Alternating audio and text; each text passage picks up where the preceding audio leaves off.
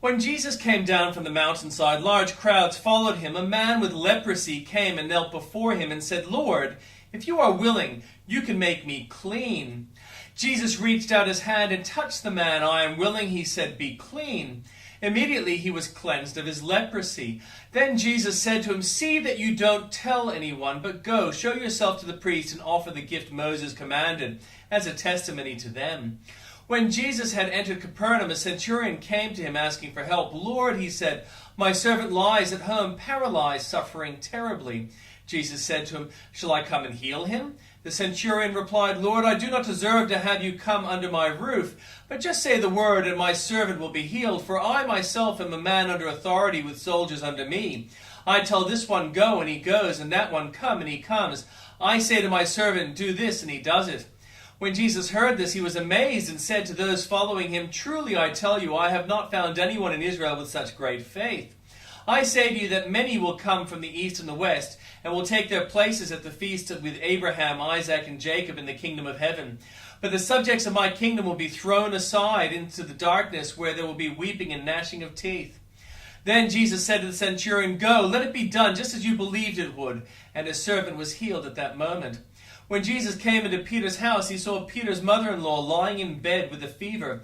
He touched her hand, and the fever left her, and she got up and began to wait on him. When evening came, with many who were demon-possessed were brought to him, and he drove out the spirits with a word and healed all the sick. That was to fulfill what was spoken through the prophet Isaiah. He took up our infirmities and bore our diseases. And the Old Testament reading, Abraham had taken another wife whose name was Keturah. She bore him Zimran, Joksan, Medan, Midian, Ishbak, and Shua. Joksan was the father of Sheba and Dedan. The descendants of Dedan were the Asherites, the Letushites, and the Lumites.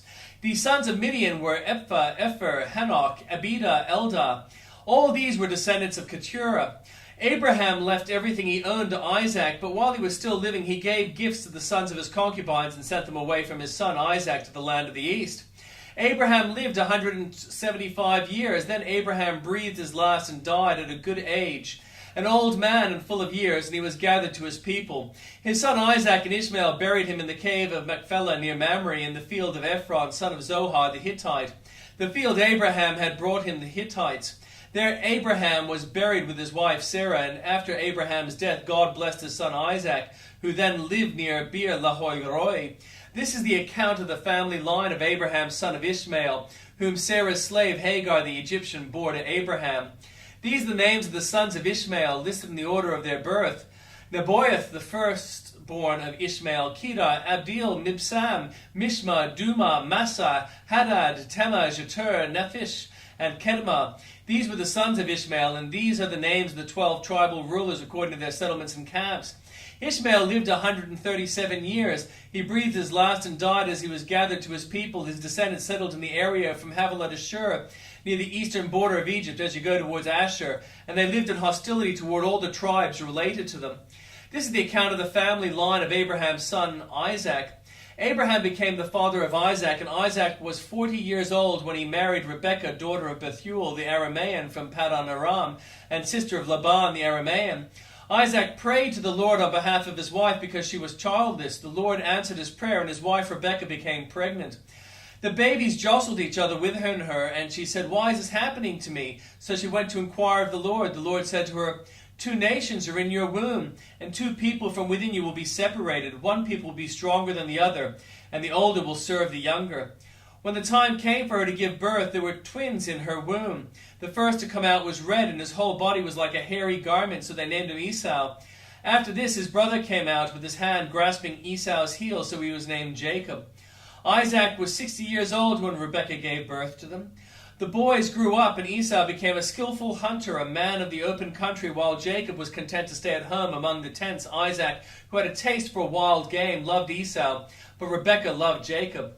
Once when Jacob was cooking some stew, Esau came in from the open country famished. He said to Jacob, "Quick, let me have some of that red stew. I'm famished." That is why he was also called Edom. Jacob replied, "First, sell me your birthright." "Look, I'm about to die," Esau said. "What good is a birthright to me?" But Jacob said, "Swear to me first." So he swore an oath to him, selling his birthright to Jacob. Then Jacob gave Esau some bread and some lentil stew. He ate and drank and then got up and left. So Esau despised his birthright. Now there was a famine in the land beside the previous famine in Abraham's time, and Isaac went to Abimelech, king of the Philistines, in Gerar. The Lord appeared to Isaac and said, "Do not go down to Egypt. Live in the land where I tell you to live. Stay in this land for a while, and I will be with you and will bless you. For to you and your descendants I will give all these lands, and will confirm the oath I swore to your father Abraham.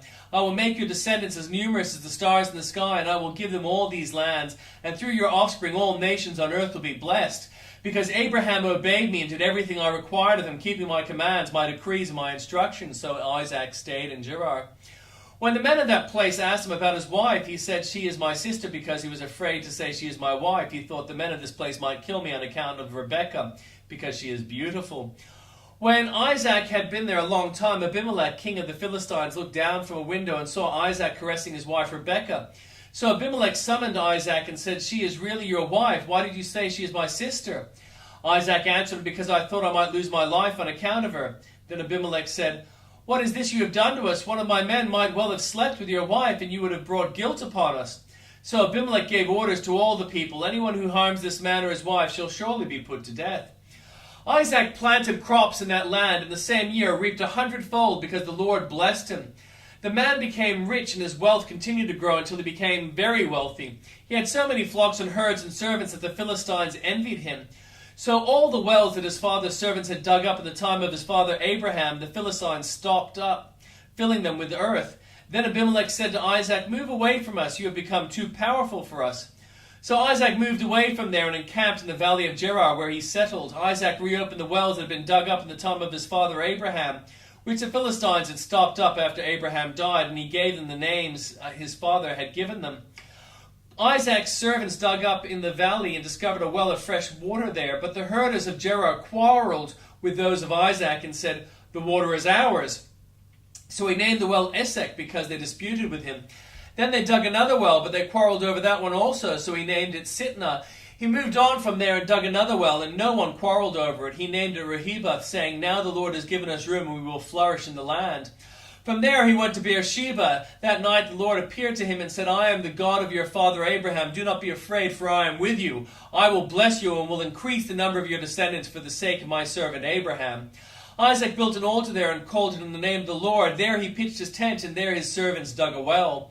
Meanwhile, Abimelech had come to him from Gerar with Azuha, his personal advisor, and Phicol, the commander of his forces.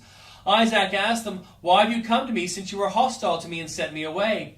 They answered, "We saw clearly that the Lord was with you, and so we said there ought to be a sworn agreement between us and you.